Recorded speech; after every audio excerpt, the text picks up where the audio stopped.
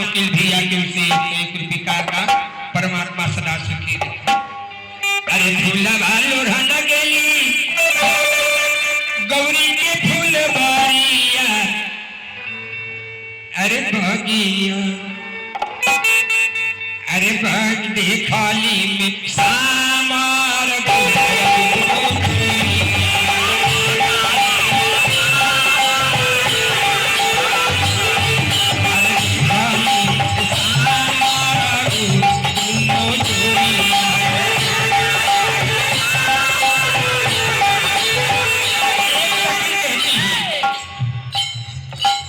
एक भाई गोरे सामारा बागानिया, अरे सामारा बागानिया तेरा की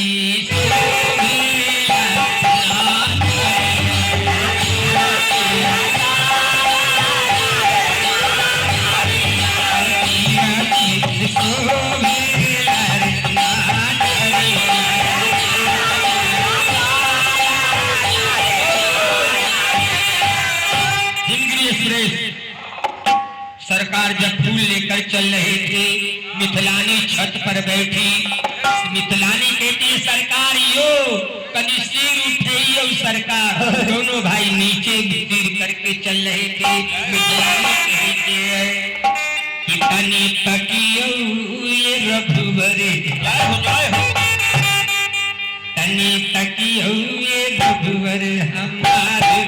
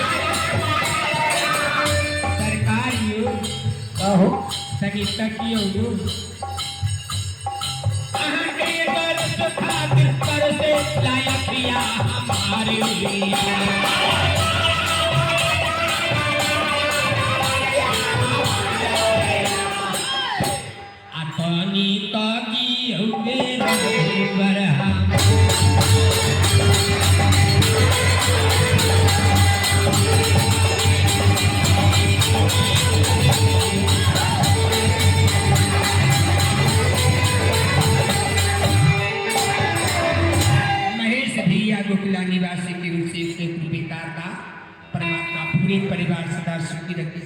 अब भैया श्री किशोरी जी उधर गिरजा पूजन गई।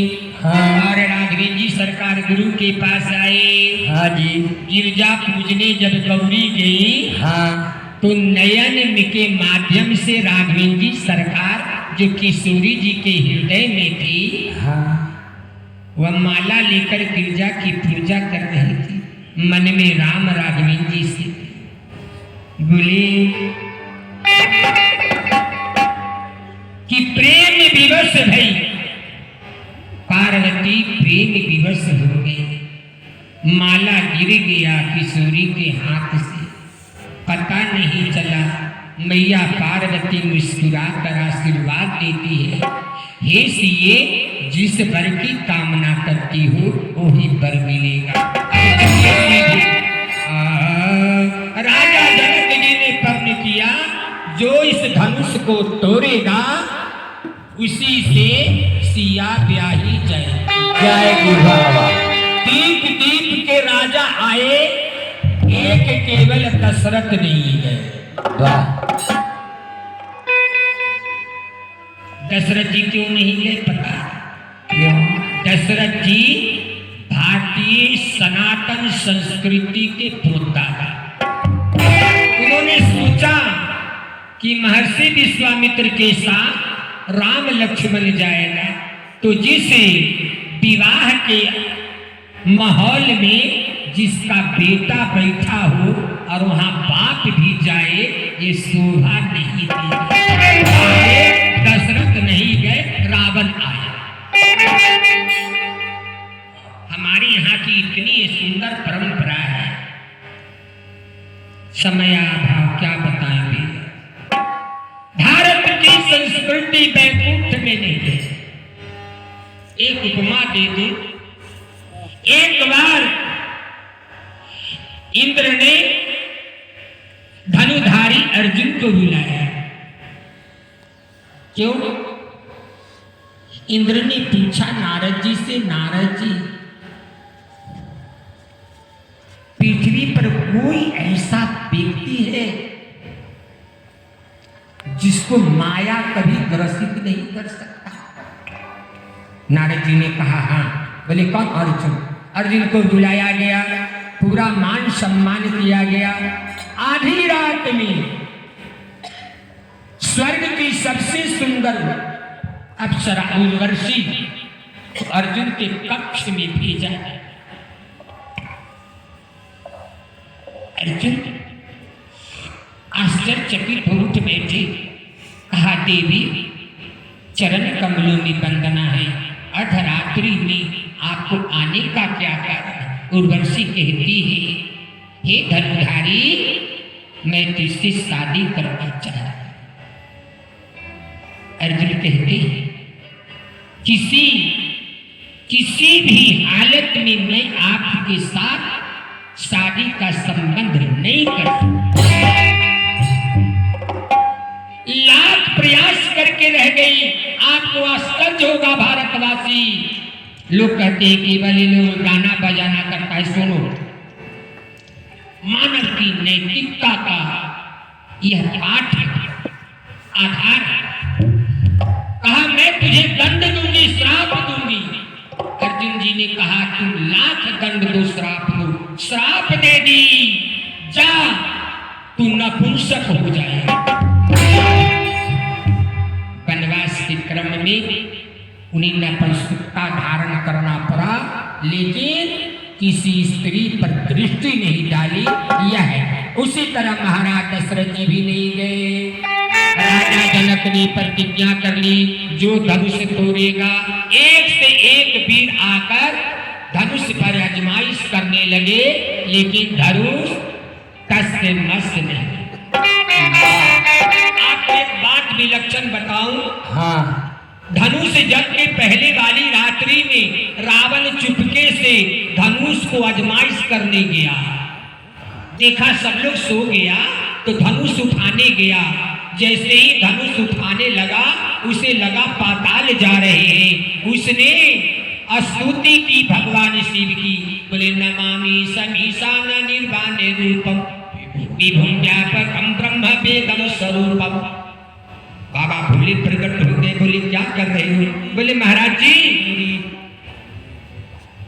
जन्मेजय बाबू छपरा निवासी की ओर से पुनः अरदास है, भगवान बार बार उन पर कृपा करे। कहा सरकार, मैं धनुष को आजमाइश करके देखता हूं कल टूटेगा कि नहीं। ये तो पाताल हम चले जा रहे हैं। कहा रावण, धनुष छूने का भी प्रयास मत करना, इसे राम को तोड़ना है। रावण जब समझ गया कि यह राम से टूटेगा, तो उसने क्या किया? राहु को बैठा दिया। राहु काल में कोई शुभ काम नहीं होता। राहु को बैठा दिया। राहु ने पूछा कब तक रहेंगे? कहा जब राजा घोषणा कर दे कि अब धनुष नहीं टूटा, सब राजा जा, तो खट से हट गया। यानी रावण ने सोचा मुझसे न टूटे तो किसी से न टूटे, लेकिन करामात देखिए, अब यहाँ नहीं टूट रहा है। श्री किशोरी जी हाथ में जय मेला लेकर के परिक्रमा कर रही है। राजा जनक कहते हैं कि कजहुआस निज निज गिर जाहू, विधि नहीं लिखा वैदेही विवाह। राहु हट गया। अब मैया सुनैना विलाप कर रही है।